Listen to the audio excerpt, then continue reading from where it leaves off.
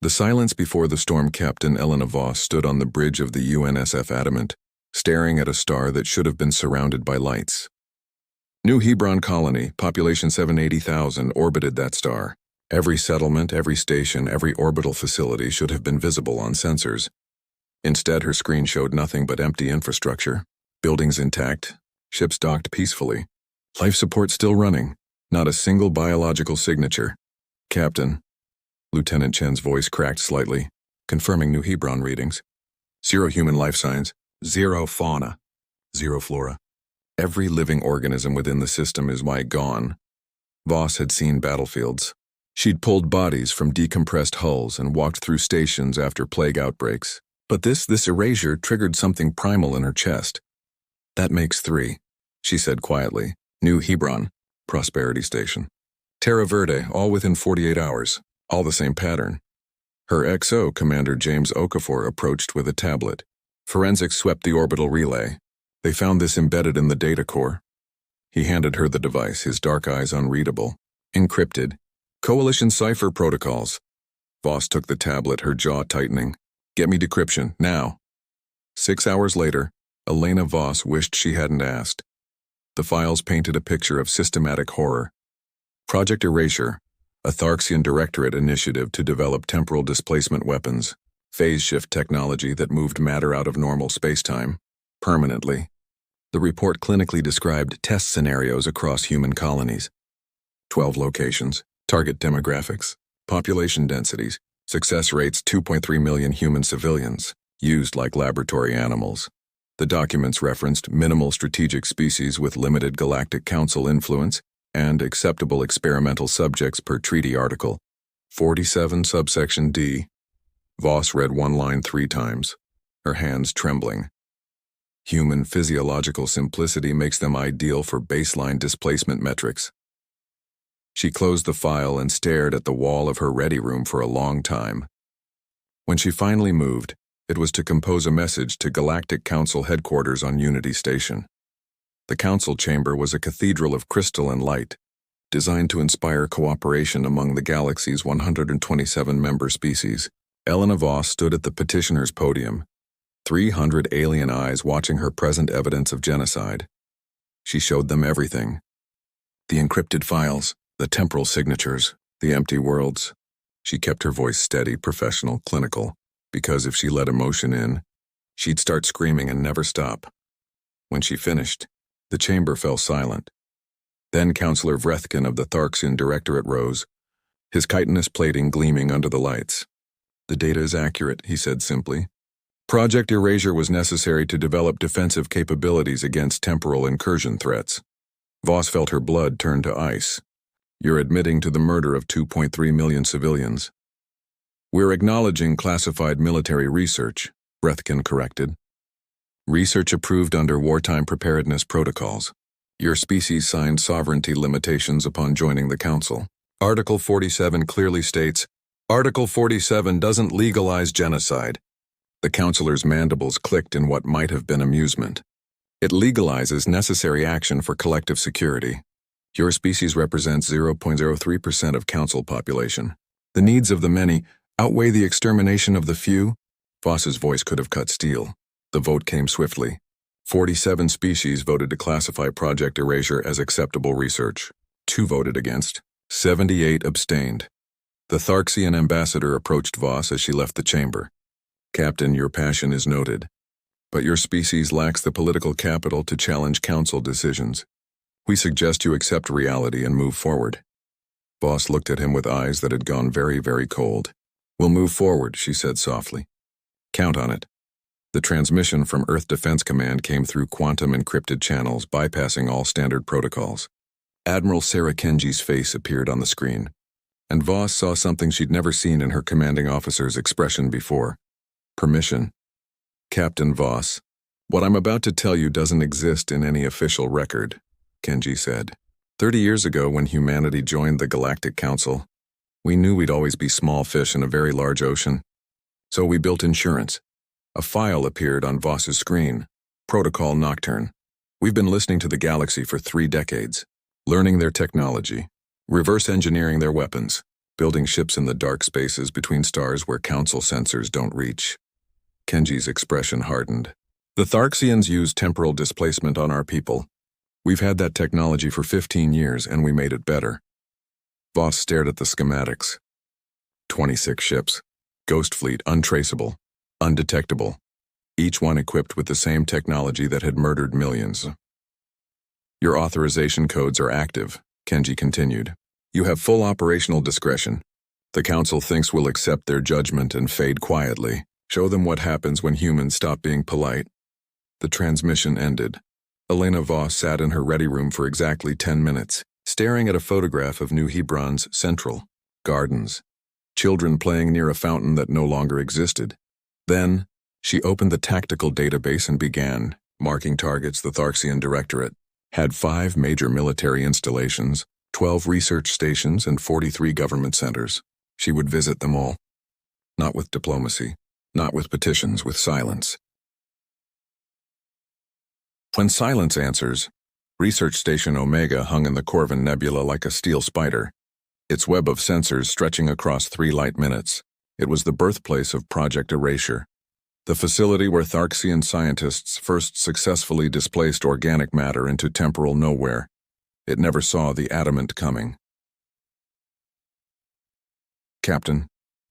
Voss stood on her bridge, watching the station through sensors that shouldn't have been able to penetrate Tharxian stealth shielding.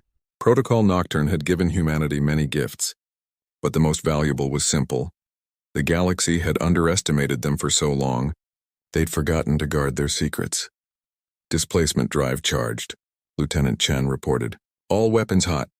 Broadcast on all frequencies, Voss ordered.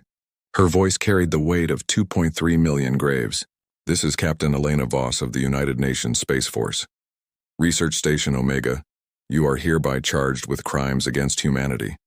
You have 10 minutes to evacuate all civilian personnel to designated safe zones. The station's defenses activated immediately.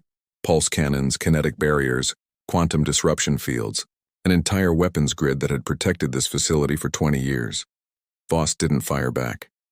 Not yet. 8 minutes, she said calmly. I suggest you hurry. The Tharxians had built their empire on efficiency. Evacuation protocols activated. Supply ships, transport pods, even escape capsules launched in coordinated waves. Voss's tactical display showed 847 non-combatants clearing the danger zone. All civilians clear. Okafor confirmed. Commander, Voss said quietly, you have the con. What happened next lasted 17 minutes. The adamant didn't simply attack, it dismantled. Displacement weapons phased through shields as if they didn't exist, removing weapons batteries from space-time one by one. Kinetic lances struck with surgical precision. Data storage cores, command centers, weapons labs. Each target selected not for maximum damage but maximum accountability. When it ended, Research Station Omega was a hollow shell. Every piece of Project Erasure, every file, every prototype, every scientist's personal log was gone, erased. The way they'd erased New Hebron. Voss broadcast one final message. You took our innocent. We take your guilty. This is mercy. Don't make us show you justice. The adamant vanished into displacement space, leaving only silence behind. Over the next 72 hours, 5 more installations fell silent. The Tharxian Military Command Center at Vexthar, offline. The Temporal Research Facility at Cos Prime, dark. The Directorate Leadership Compound on Tharxis itself. Evacuated, dismantled, left as a monument to empty corridors. Humanity's ghost fleet moved like shadows. 26 ships, each appearing without warning, each leaving nothing but surgical devastation. The galaxy's intelligence networks went into overdrive trying to track them. Every prediction failed. Every ambush hit empty space. The Tharxians deployed their 3rd and 7th fleets, 200 warships, to protect remaining strategic assets. The ghost fleet bypassed them entirely, striking targets the Tharxians assumed were too well hidden to find. On the 4th day, the Tharxian Directorate fractured. Military commanders accused politicians of starting an unwinnable war. Politicians blamed military intelligence for failing to detect human capabilities. Colony worlds began declaring neutrality, unwilling to die for leadership decisions they'd never supported. A civilization that had stood for 8,000 years started crumbling in less than a week. The Galactic Council convened an emergency session. For the first time in Council history, the chamber was sealed under military lockdown. 300 species gathered to discuss the impossible. Humanity was winning. "We must respond with overwhelming force," insisted Councillor Vrethkin, though his mandibles trembled. "Deploy combined fleet assets. Lock down human space. Show them the cost of what?" Ambassador Tavara of the Lysian Communion interrupted. "Of responding to genocide with military strikes?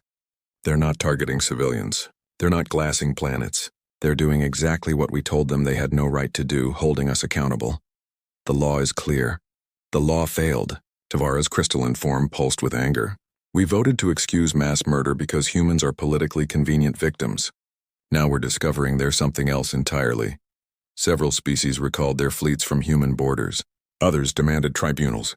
Arguments erupted across a dozen factions. Then every display in the chamber activated simultaneously.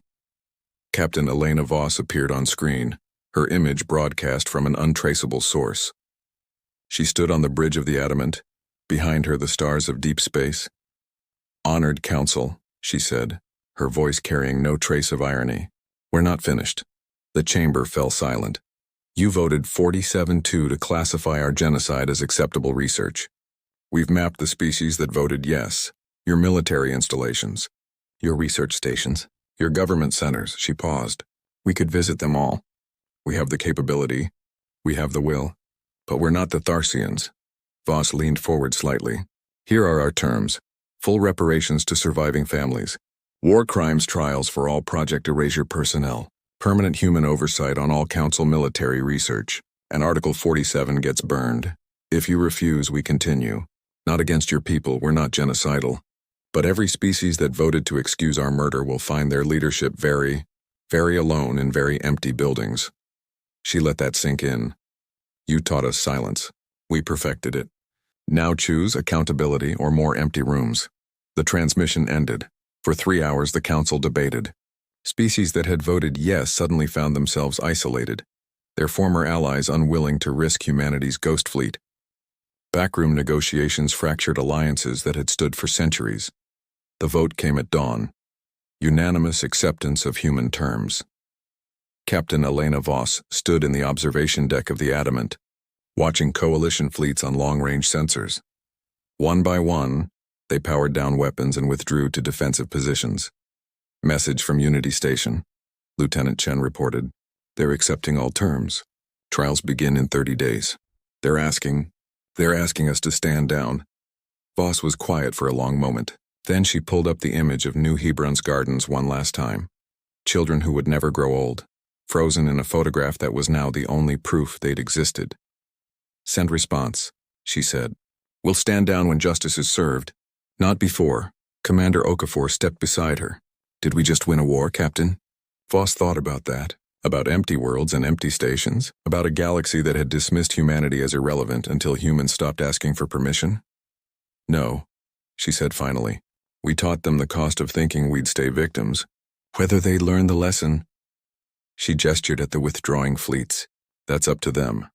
Behind them, across 26 untraceable ships scattered through hostile space, humanity's ghost fleet waited in silence. Watching.